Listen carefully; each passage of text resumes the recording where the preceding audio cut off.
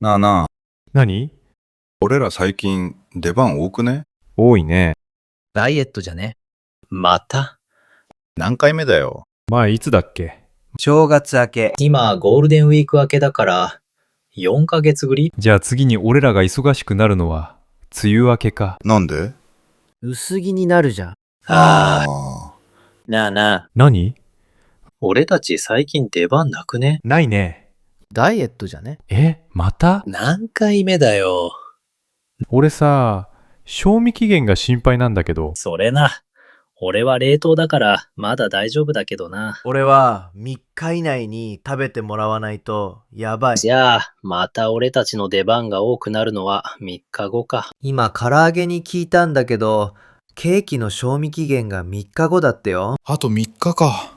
残り3日、頑張るぞ。俺絶対 300g くらい余るじゃん。それな。